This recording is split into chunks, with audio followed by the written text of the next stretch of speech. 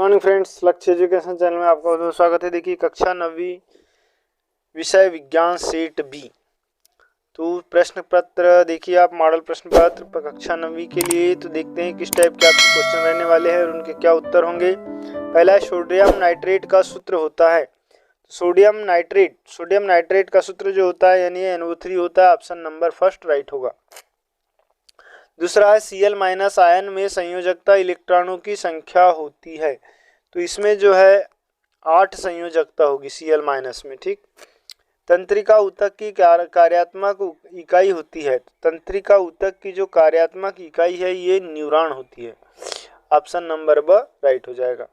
फिर है वेग का SI मात्रक। वेग का SI मात्रक होता है मीटर प्रति सेकंड। ऑप्शन नंबर अ। इसके बाद देखते हैं पांचवा क्वेश्चन है, किसी वस्तु का द्रव्यमान पृथ्वी पर 12 किलोग्राम है, चंद्रमा पर इसका कितना होगा।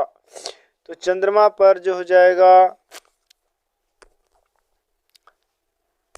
1/6 गुना हो जाएगा, तो ये 2 किलोग्राम आ जाएगा।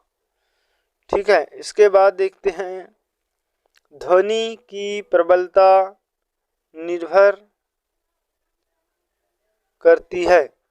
ध्वनि की जो प्रबलता है निर्भर करती है, ये आयाम पर निर्भर करती है। इस तरीके से आपके ऑब्जेक्टिव कंप्लीट होते हैं। इसके बाद हम देखते हैं प्रश्न क्रमांक 2, रिक्त स्थान की पूर्ति कीजिए। यदि वीडियो अच्छा लगे तो प्लीज इसे लाइक कर ले, चैनल को सब्सक्राइब करें और अपने दोस्तों को जरूर शेयर कर दें।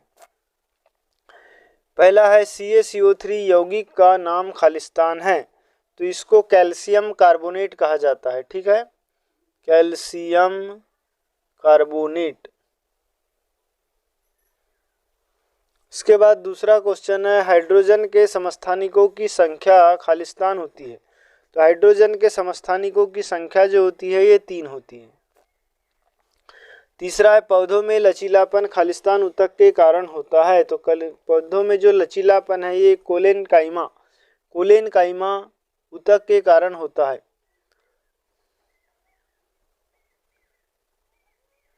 कोलेनकाइमा। इसके बाद चौथा है, संवेग परिवर्तन की दर खालिस्तान के अनुक्रमानुपाती होती है। तो ये बल के अनुक्रमानुपाती होती है। पांचवा है, पास्कल खालिस्तान का मात्रक है। तो पास्कल जो है दाब का मात्रक होता है। फिर छठवा है, ध्वनि संचरण के लिए खालिस्तान की आवश्यकता होती है। तो माध्यम की आवश्यकता होती है। ठीक है, तो यहाँ आ जाएगा माध्यम। तो इस तरीके से आपके खालिस्तान भी कंप्लीट होते हैं। नेक्स्ट क्वेश्चन देखते हैं प्रश्न क्रमांक 3, निम्नलिखित कथनों के लिए सत्य असत्य छाटिए। सत्य असत्य बताना है फ्रेंड्स। पहला लिखा है, मिश्रण का गलनांक निश्चित होता है। तो ये असत्य है। ठीक। इसके बाद दूसरा देखिए क्या लिखा है, एल्यूमिनियम द्विपरमाणुक होता है। तो एल्यूमिनियम द्विपरमाणुक होता है, ये भी असत्य। इसके बाद तीसरा देखिए, आर्गन का इलेक्ट्रॉनिक विन्यास 288 होता है। तो ये बिल्कुल राइट है।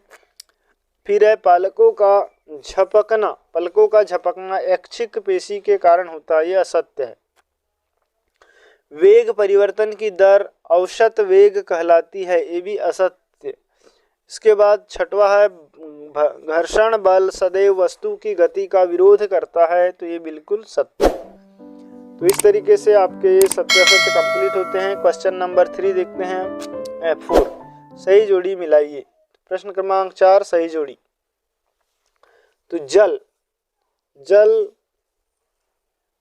की सही जोड़ी क्या हो जाएगी, जल एक क्या है, यौगिक है। ठीक है, तो इसमें आ जाएगा ऑप्शन नंबर द। फिर है, नमक मिश्रण होता है या लवण। ठीक है, तो यहाँ नमक का सूत्र दिया है NaCl, तो NaCl हो जाएगा नमक। फिर रोग, तीसरा है घेंघा रोग। ठीक है, तो यहाँ पर आयोडीन की कमी से जो है घेंघा रोग होता है। इसके बाद चौथा, पत्तियों में भोजन का परिवहन। तो ये फ्लोएम के कारण होता है, भोजन का परिवहन।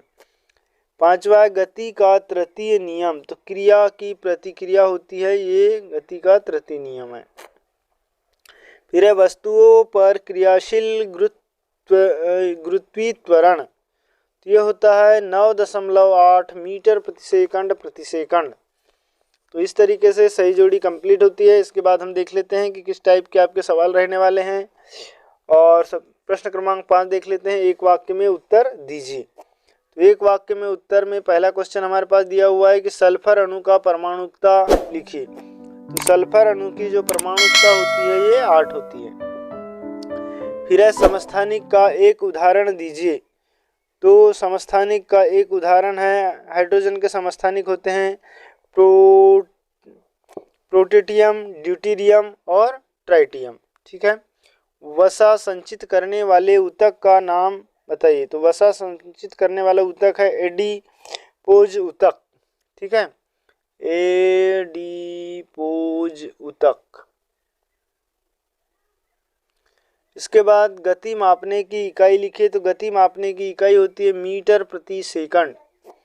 ठीक है। इसके बाद 5वां क्वेश्चन है, किसी वस्तु की स्थिति, गति एवं आकृति में परिवर्तन करने के लिए किए गए प्रयास क्या कहते हैं। तो इस प्रयास को कहते हैं बल। और 6वां है, सामान्य मनुष्य का श्रव्यता परास लिखिए। तो श्रव्यता परास होती है 20 हर्ट्ज से 20,000 हर्ट्ज तक। ठीक है। तो इस तरीके से आपके एक वाक्य में उत्तर कंप्लीट होते हैं। इसके बाद आईएमपी सवाल देख लीजिए। जैसे विक्षेपण किसे कहते हैं, मिश्रण को परिभाषित कीजिए, सममांगी मिश्रण की परिभाषा लिखिए, विषममांगी मिश्रण की परिभाषा लिखिए। ठीक है। फिर इनके सूत्र लिखना है, यौगिक के नाम लिखना है। तो ये सभी सवाल देख लीजिए फ्रेंड्स, और इनका स्क्रीनशॉट ले लें और ये सभी सवालों को आप अच्छे से तैयार कर लें, ताकि इसी प्रकार के सवाल आपके वार्षिक परीक्षा में आए तो आप अच्छे से ज़्यादा अंक अर्जित कर सकते हैं। और वीडियो अच्छा लगे तो प्लीज़ लाइक कर ले, चैनल को सब्सक्राइब करें और बेल आइकन घंटी को जरूर प्रेस कर दें, तो अपने दोस्तों को जरूर शेयर कर दें। Thanks for watching.